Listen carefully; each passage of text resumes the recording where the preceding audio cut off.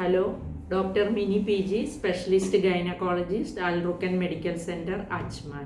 ഇന്ന് നമുക്ക് molar pregnancy അല്ലെങ്കിൽ വെസിക്കുലാർ മോൾ അല്ലെങ്കിൽ ഹൈഡാറ്റഡിഫോം മോൾ അല്ലെങ്കിൽ സാധാരണ ലാംഗ്വേജിൽ നമ്മൾ മുന്തിരിക്കുല ഗർഭം എന്നും പറയാറുണ്ട്. അപ്പോൾ ഇതിനെ പറ്റിയിട്ട് സംസാരിക്കാം. ഇത് ഒരു പ്ലാസൻ്റൽ ടിഷ്യൂ, ട്രോഫോബ്ലാസ്റ്റ് എന്നുള്ള ടിഷ്യൂ കൂടുതലായിട്ട് ഗർഭപാത്രത്തിൻ്റെ ഉള്ളിൽ വരുന്ന ഒരവസ്ഥയാണ്. ഇതിൽ പ്രഗ്നൻസി ടെസ്റ്റ് പോസിറ്റീവും ആയിരിക്കും. ഇതിൽ കംപ്ലീറ്റ് മോൾ എന്നുണ്ട്, പാർഷ്യൽ മോൾ എന്നുണ്ട്. കംപ്ലീറ്റ് മോളാണെങ്കിൽ ട്രോഫോബ്ലാസ്റ്റിക് ടിഷ്യൂ, പ്ലാസൻ്റൽ ടിഷ്യൂ മാത്രമേ ഉണ്ടാകുള്ളൂ.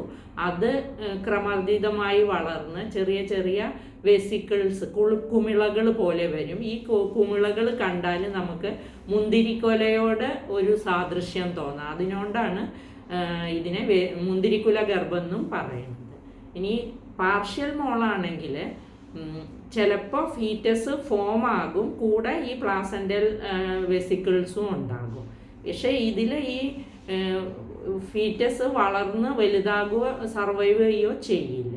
അപ്പോൾ ഇങ്ങനെ രണ്ട് തരത്തിലാണ് ഈ വെസിക്കുലർ മോള് കാണുന്നത്, കംപ്ലീറ്റ് മോള്, പാർഷ്യൽ മോള് എന്നുള്ളത്. ഇത് ഉണ്ടാകുന്നത് ഈ സാധാരണ രീതിയിൽ അമ്മയുടെ സൈഡിൽ നിന്നുള്ള ഓവവും ഫാദറിൻ്റെ സൈഡിൽ നിന്നുള്ള സ്പേമും കൂടെ ചേർന്നിട്ടാണ് ഒരു എംബ്രിയോ ഉണ്ടാകുന്നത്. അപ്പോൾ ഓവത്തിന് അതിലെ ജനറ്റിക് മെറ്റീരിയലിൽ 23 ക്രോമസോംസ് ഉണ്ട്.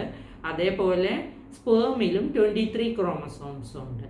ചില സന്ദർഭങ്ങളിൽ ഈ ഓവം എംപ്റ്റി ആവും, അതിൽ ജനറ്റിക് മെറ്റീരിയലും ഒന്നും ഉണ്ടാവില്ല. അപ്പോൾ രണ്ട് സ്പേംസ് 23 ഈച്ചുള്ള രണ്ട് സ്പേംസ് ഫെർട്ടിലൈസ് ചെയ്തിട്ട് പെറ്റേണൽ സൈഡിൽ നിന്നുള്ള ക്രോമസോം മാത്രം ഉണ്ടായിട്ടുള്ള ഒരു എംബ്രിയോ ഫോം ആകും. അപ്പോൾ പക്ഷേ ഇതിന് വളരാൻ പറ്റില്ല, അത് കംപ്ലീറ്റ് മോളായിട്ട് രൂപാന്തരപ്പെടും. അപ്പോൾ ഇതിൽ 46 തന്നെയായിരിക്കും ക്രോമസോം നമ്പർ. ബട്ട് പാർഷ്യൽ മോളിൽ വരികയാണെങ്കിൽ മെറ്റേണൽ സൈഡിലുള്ള ഓവത്തിലും 23 ക്രോമസോംസ് ഉണ്ടായിരിക്കും. രണ്ട് സ്പേമിൽ നിന്നുള്ള 23 + 23 ക്രോമസോമുകളും കൂടെ ചേർന്നിട്ട് 69 ക്രോമസോംസ് ടോട്ടൽ ഉണ്ടാകും. അതും ശരിയായ രീതിയിൽ വളരാൻ പറ്റില്ല. അപ്പം അങ്ങനെയുള്ളതിനാണ് പാർഷ്യൽ മോൾ എന്ന് പറയുന്നത്. ഇത് എക്സ്ട്രീംസ് ഓഫ് ഏജിൽ പ്രഗ്നൻസി ആകുമ്പോൾ, അതായത് ഒരു 15 വയസ്സൊക്കെ ആകുമ്പോഴുള്ള പ്രഗ്നൻസിയിലും അല്ലെങ്കിൽ ഒരു 40 ഇയേഴ്സിന് എബോവ് ഉള്ള പ്രഗ്നൻസിയിലും ഈ വെസിക്കുലർ മോള് വരാനുള്ള ചാൻസ് കൂടുതലാണ്. ഏഷ്യൻ ആൾക്കാർക്ക് വെസിക്കുലർ മോളിനുള്ള ഇൻസിഡൻസ് കൂടുതലാണ്. അതേപോലെ ഫോളിക് ആസിഡ്, തൈമിൻ ഡെഫിഷ്യൻസി ഒക്കെ വന്നാലും വെസിക്കുലർ മോൾ ഉണ്ടാകാറുണ്ട്.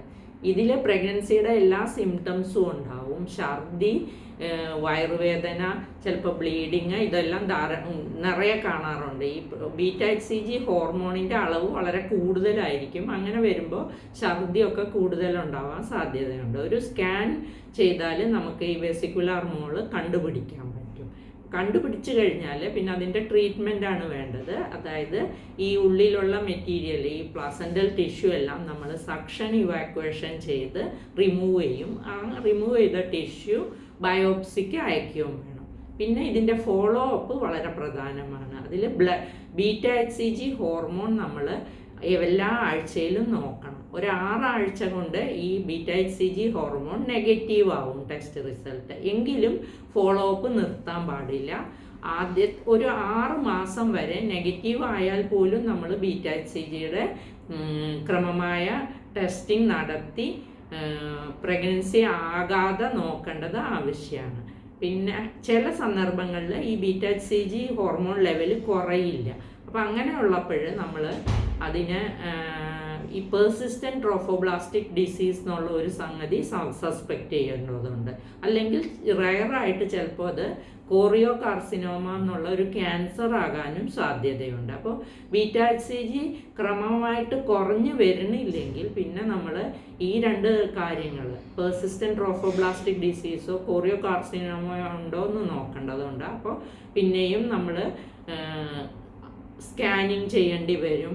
ചിലപ്പോൾ MRI സ്കാനിങ്, പെറ്റ് സ്കാൻ എല്ലാം ചെയ്തിട്ട് എവിടെയെങ്കിലും ട്രോഫോബ്ലാസ്റ്റിക് ടിഷ്യൂ ഉണ്ടോ എന്നുള്ളത് നോക്കിയിട്ട് പിന്നെ അതിനുള്ള ട്രീറ്റ്മെൻറ്റും കൊടുക്കേണ്ടി വരും. ട്രീറ്റ്മെൻറ്റ് എന്നുള്ളത് ഈ മെത്തോട്രെക്സൈറ്റ് എന്നുള്ള ഒരു ഇഞ്ചക്ഷനാണ് കൊടുക്കാറ് ഈ പെർസിസ്റ്റൻ്റ് ആയിട്ട് ഇങ്ങനെ ട്രോഫോബ്ലാസ്റ്റിക് ടിഷ്യൂ നിൽക്കുകയാണ്, അല്ലെങ്കിൽ കോറിയോ കാർസിനോമ ആകുകയാണെങ്കിൽ അതിനുള്ള ട്രീറ്റ്മെൻറ്റ് വേറെയും വേണ്ടി വരാം.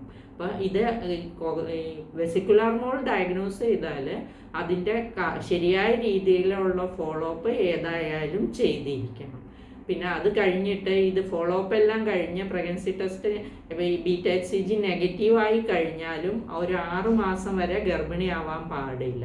പിന്നെ ഇത് റെക്കറൻസ് വരാനുള്ള ചാൻസും കൂടുതലാണ്. അപ്പോൾ കുറച്ച് വെസിക്കുലാർ മോൾ ഉണ്ടെന്ന് പറഞ്ഞാൽ കുറച്ച് നമ്മൾ ജാഗ്രതയായിട്ട് ഇരിക്കേണ്ടതും വേണ്ട ടെസ്റ്റുകളെല്ലാം ചെയ്ത് ഫോളോ അപ്പും ചെയ്ത് പ്രശ്നങ്ങളൊന്നും ഇല്ല എന്നുള്ളത് ഉറപ്പുവരുത്തേണ്ടതുമാണ്.